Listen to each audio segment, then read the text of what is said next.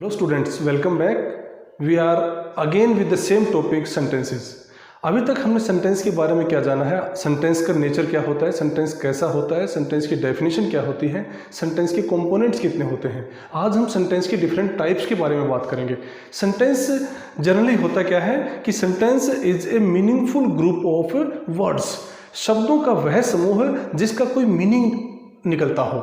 A certain meaning should be there of a group of words, शब्दों का ऐसा समूह जिसका कोई सर्टेन मीनिंग निकलता हो, दैट इज ए सेंटेंस। अगर सेंटेंस के वर्ड्स को हम आगे पीछे कर देंगे और उनका कोई मीनिंग नहीं निकलता होगा, that will not be a sentence. So ये ध्यान रहे आपको कि किसी प्रकार से भी अगर सेंटेंस लिखते हैं आप, उसमें सर्टेन रूल फॉलो होना चाहिए, उसका एक सर्टेन मीनिंग होना चाहिए। Without meaning we can not say a group of words sentence. Group of words को हम सेंटेंस नहीं कहेंगे जब तक उसका कोई मीनिंग नहीं निकलता है। तो we have 5 types of sentences. First type assertive sentence. Second, assertive sentence is that which makes a statement or an assertion. Interrogative sentence. Interrogative sentence asks a question. Imperative sentence. Imperative sentences gives orders or make requests. Fourth one is optative sentences. Optative sentences are those which expresses wish, prayer or certain type of blessings. And after that, in the last, fifth, exclamatory sentences are those which expresses strong feelings. मजबूत के ताकतवर feelings को, अचानक sudden feelings को express करने वाले ये होते हैं। तो ये हमारे 5 टाइप्स होते हैं: assertive sentence, interrogative sentence, imperative sentence, optative और exclamatory. 5 types of sentences are there.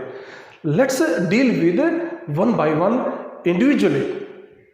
So we knew that a sentence may be in form of a statement, a form of a command, in form of a question, in form of an exclamation, in form of a wish or prayer.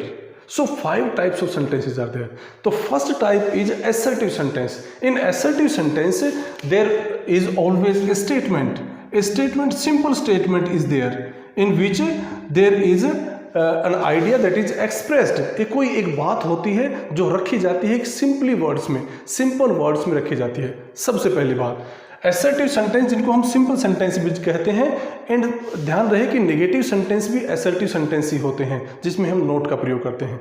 तो पहली बात तो क्या है कि एक simple statement होती है, चाहे वो सिंपल हो, चाहे निगेशन में हो, चाहे मना करने में हो, ना करने में हो, नोट करने में हो, या फिर सिंपल स्टेटमेंट हो, that is called an assertive sentence. Second important thing about it is it starts with a subject, and after subject we place verb, and after verb the extension of predicate.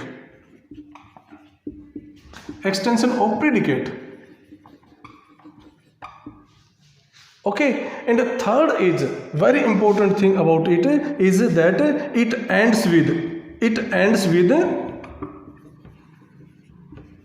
a full stop.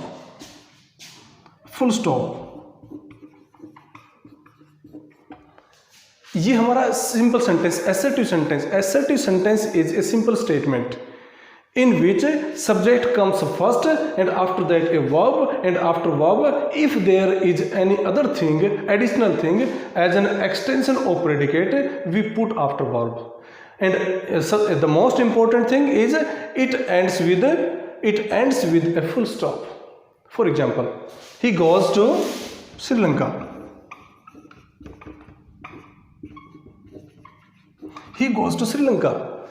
Ram makes money.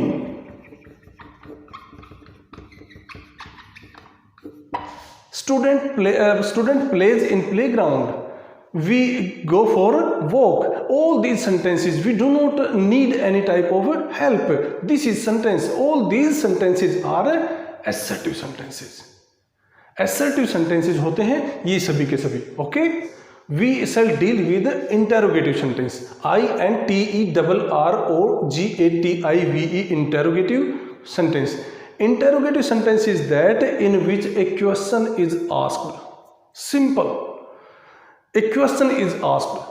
एक ऐसा sentence होता है interrogative sentence जिसमें प्रश्न पूछा जाए. For example, may I come in sir. May I come in, sir? Will you help me?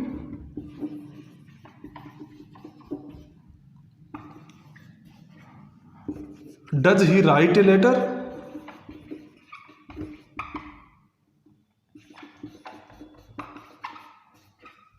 What is your name?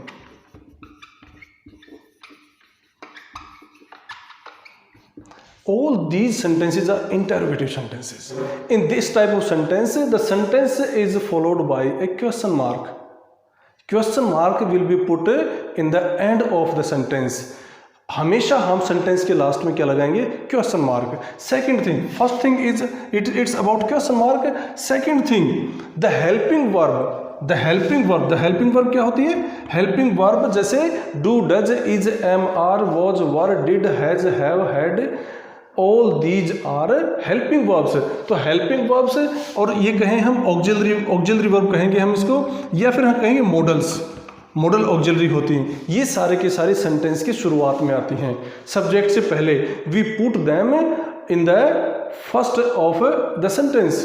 किसी भी सेंटेंस के हम शुरुआत में इनको रखते हैं. A part of verb comes before the subject. हम ये कहेंगे. अब हेल्पिंग वर्ब क्या होती है? Helping verb is the part of a verb and it comes before the subject. Interrogative sentence क्या होता है? सबसे पहली बात तो क्या है कि इसमें एक प्रश्न पूछा जाता है.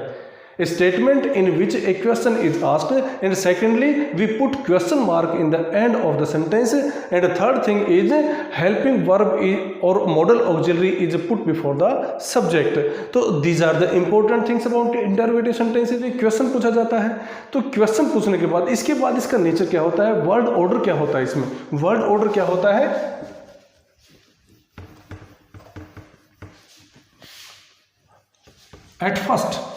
At first we put helping verb. Word order की बात करें, शब्दों का क्रम कैसा होना चाहिए? हेल्पिंग वर्ब के बाद subject, after that we put verb and after that extension of predicate. Extension of predicate use करते हैं. इसके बाद वर्ब तक सेंटेंस खत्म होता है तो well and good. If it does not stop here, does not end here, then we shall proceed with extension of predicate first, and after that in last we shall put question mark. But keep this thing in mind. हमारे जो sentence होते हैं, interrogative sentence होते हैं, ये दो तरह के होते हैं. Interrogative sentences are of two types. When it begins with an interrogative word, when an interrogative sentence starts with interrogative words. Interrogative words क्या होता है?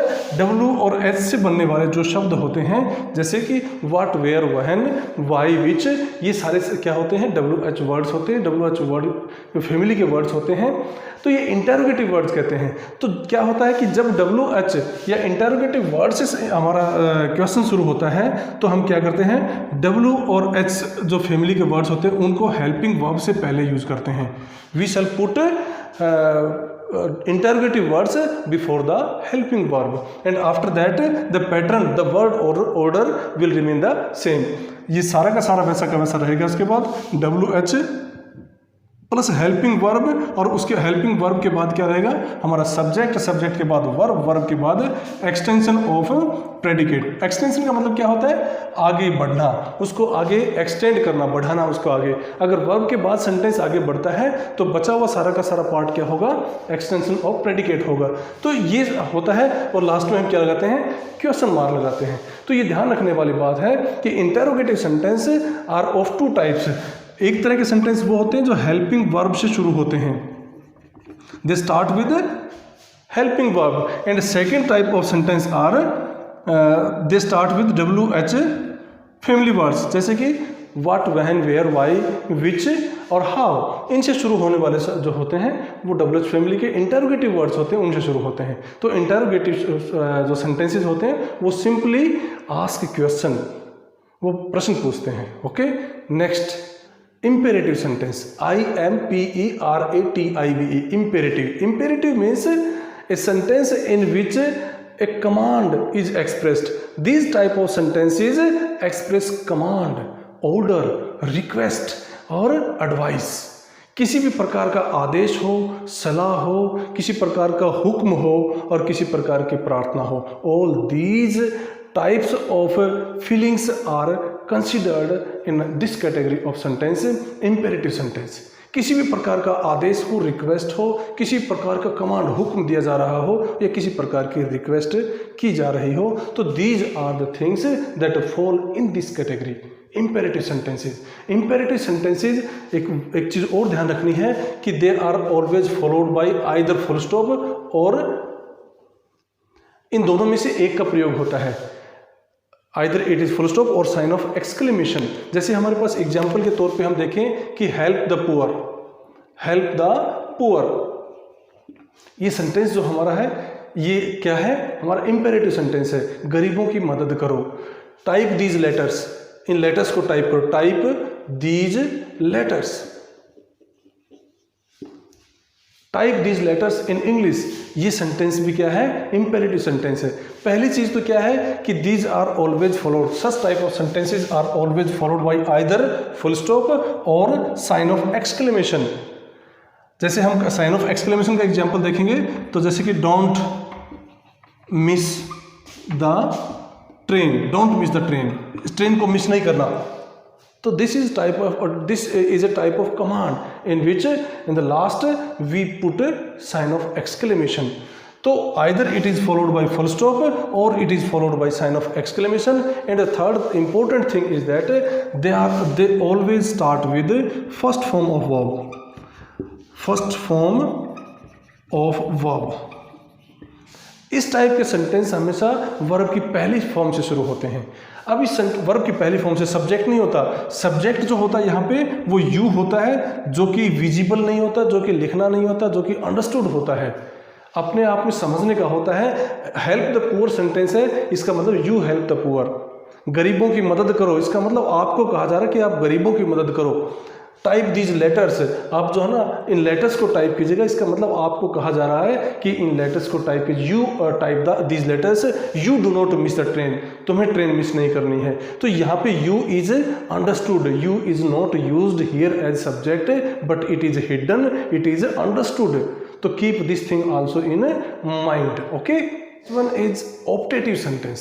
ऑप्टेटिव सेंटेंस क्या होते हैं? ऑप्टेटिव सेंटेंसेस होते हैं इच्छावाचक sentence. When we pray for someone, when we wish for someone, when we bless someone, किसी को हम ब्लेस करते हैं, प्रेयर करते हैं और किसी के प्रति कोई शुभ कामना देते हैं, that is called an optative feeling.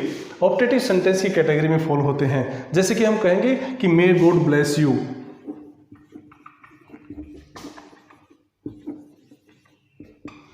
Happy birthday,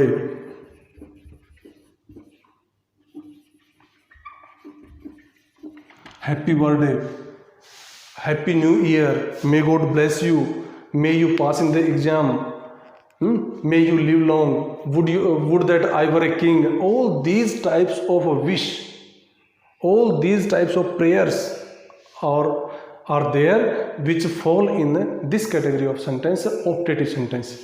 So the first thing that is very much important to be noted, that these type of sentences are always followed by sign of exclamation. Sign of exclamation के द्वारा follow किए जाते हैं। We put sign of exclamation in the end of a sentence. Usually हम क्या करते हैं इसके बारे में, जब ये मे का प्रयोग होता है, जैसे सेंटेंस में मे हमने स्टार्ट में यूज़ किया है, मे का यूज़ कहाँ करते हैं? जैसे कि अभी हमें इंटरोगेटिव सेंटेंस में बताया था कि कोई भी हेल्पिंग वर्ब और कोई भी मॉडल ऑक्सिलरी होती है वो सेंटेंस की शुरुआत में यूज़ होती है, तो इंटरोगेटिव सेंटेंस होता है। लेकिन ये ध्यान रखें, यहाँ पे जो ये मॉडल ऑक्सिलरी है मे, ये यहाँ पे इंटरोगेशन नहीं कर रही है। This word is not asking about any question. So this is clear here that we are not using may here as a interrogation, but we are using may here as a prayer or to express prayer or a wish. May God bless you. So don't be get confused here that this may be a sentence of interrogative. Okay. So next type of sentence is exclamatory sentence. Exclamatory, EXCLAMATORY, exclamatory sentence. Exclamatory sentence वो होता है जिसमें when we express a sudden feeling, अचानक से कुछ घटित होता है, we are not accustomed to that, we are not planned to face that, we are not going to experience that, but suddenly it happened. कुछ ऐसा है जिसके हम we are not hoping for that, we are not expecting that situation, but that happened to us, happened suddenly. So that type of feeling is expressed in the sentences of exclamatory sentences. तो sudden feeling के साथ हम इस sentence को बनाते हैं। जैसे हम कहते हैं कि what a beautiful flower, beautiful flower, और what a beautiful flower means कितना सुंदर फूल है, या कहेंगे what a nice day, what a nice day, कितना अच्छा दिन है, कितना सुहाना दिन है। तो ये जो इस तरह के सेंटेंस होते हैं, जैसे कि हमें उम्मीद नहीं थी, oh you came here, oh you came, या यू हैव कम, तुम आ गए,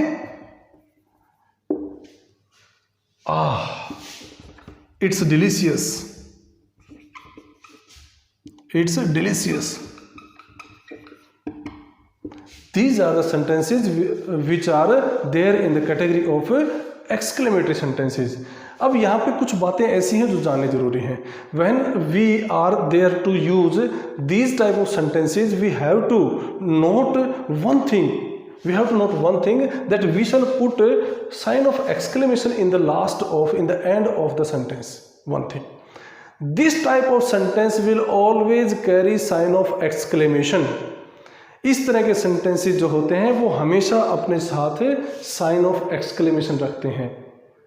अब उसकी दो स्थितियां हो सकती हैं, एक तो सेंटेंस के लास्ट में रखने वाली बात है, अगर सेंटेंस हमारा नॉर्मल सेंटेंस है तो हम लास्ट में रखते हैं, but when we are writing sentences with the help of interjection, when there are interjections to be used in a sentence, we put sign of exclamation after the interjector.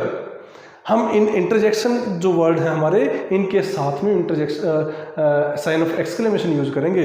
Ah, oh, alas, all these are words, bravo, hurrah, ये जो words होते हैं ये सारे interjection होते हैं। Interjection के तुरंत बाद हम क्या यूज करते हैं? Sign of exclamation, and in the end we shall put full stop. So this is important thing to note, that two types of sentences are there as far as exclamatory sentences are concerned. One type of sentence is that in which we put a sign of exclamation in the end of a sentence, and the second type of sentence is that in which we use sign of exclamation after the first word, and that word is interjection. Interjection के तुरंत बाद हम किसका use करते हैं?